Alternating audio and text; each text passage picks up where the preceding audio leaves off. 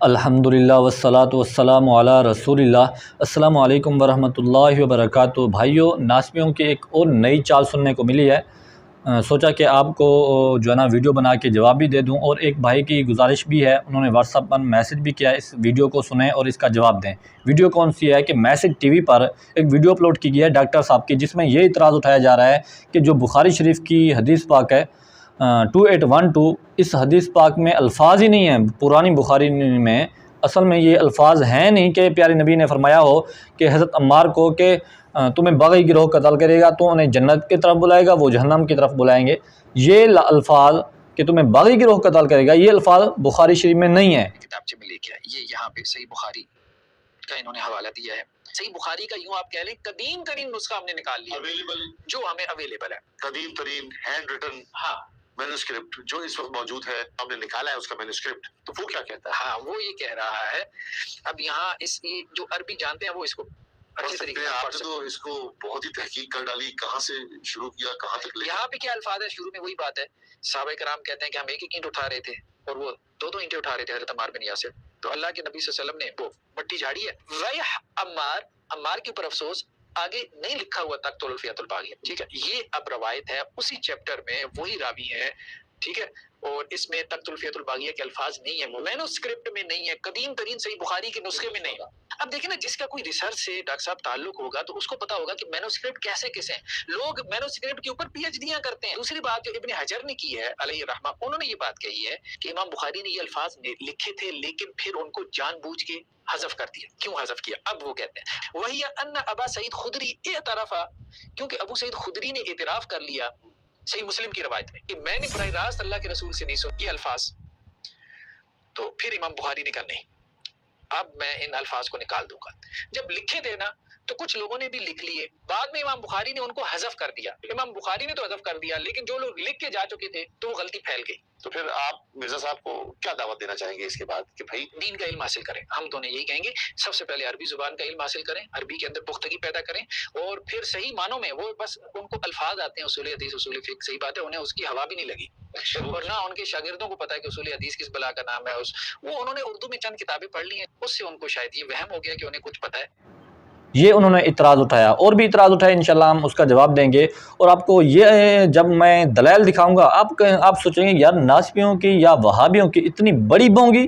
یار علمی یافتہ یہ ڈاکٹر صاحب ہو کے کس طرح کیا اعتراض اٹھا رہے ہیں، اور جہالت پر مبنی اتنا بڑا اعتراض ہے، اور تھمبنیل میں لکھا جا رہا ہے کہ انجینئر صاحب کا علمی پوسٹ ماسٹم، یعنی اس طرح کے الفاظ یہ بیان کر کے ان کے اسٹوڈنٹ کو کیا میسج دینا چاہتے ہیں؟ اب کیا سمجھتے ہیں کہ علی بھائی کے اسٹوڈنٹ اتنا جاہل ہیں، ان کو کوئی پتہ نہیں ہے؟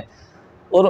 اس بات کے شاید آپ بیچارے، یا تو میں کیا بتایا جائے کہ آپ کو پتہ نہیں ہے کہ انجینئر صاحب نے اس حدیث پاک کو اتنا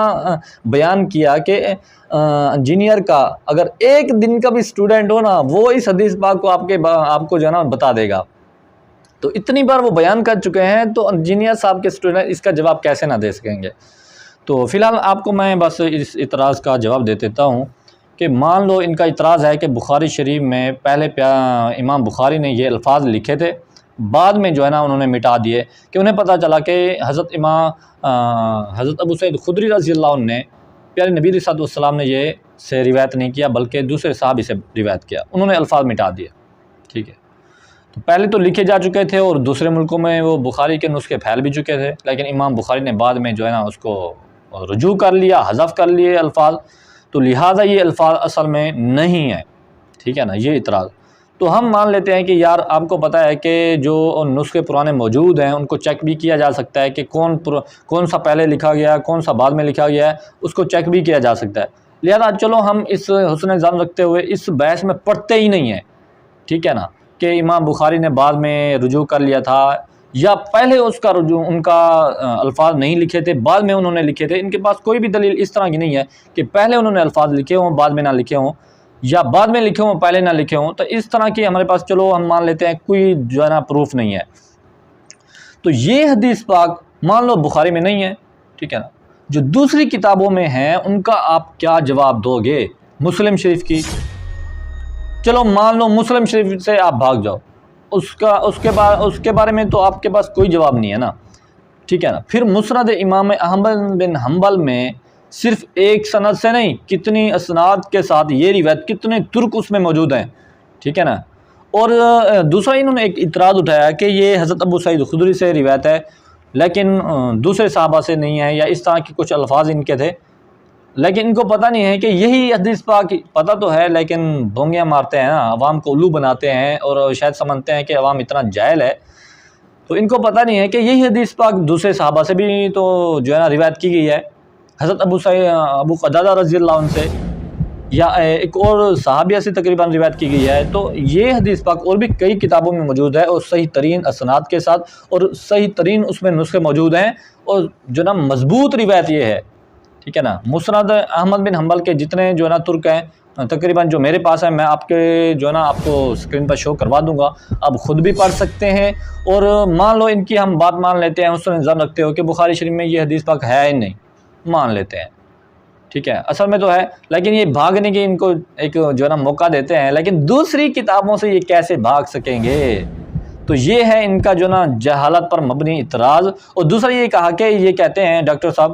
کہ علی بھائی کے اسٹوڈنٹ جو ہے نا علم حاصل کریں، ایک دو کتابیں پڑھ کے نا اردو کی، یہ سمجھتے ہیں کہ شاید ہم کوئی جو ہے نا علم یافتہ لوگ ہیں۔ اور بھائی مان لو جتنا بھی علم ہے علی بھائی کے اسٹوڈنٹ کے پاس یا علی بھائی کے پاس، تمہیں تو جو ہے نا خوب چنے کھلوا دیا ہے نا ان لوگوں نے، کہ تمہارا تو جینا حرام کر دیا ہے۔ اب نیٹ کی دنیا میں تم ذلیل ہو کر اتنے ذلیل ہوئے ہیں نیٹ کی دنیا میں، یہ وہابی لوگ، ناسبی لوگ، اب عدالتوں تک جا پہنچے ہیں۔ اب انشاءاللہ عدالتوں میں بھی یہ ذلیل ہوتے نظر آئیں گے، ان کے پاس کچھ بھی پلے نہیں ہے، اور ایک حدیث پاک ہے، اور اس حدیث پاک کا یہ جو ہے نا جان چھڑانے کی کوشش میں ہے، حضرت عمار بن یاسر والی یہ حدیث پاک بخاری شریف سے 2812، لیکن دوسری کتابوں سے کیسے اس حدیث پاک سے بھاگیں گے؟ ہرگز نہیں۔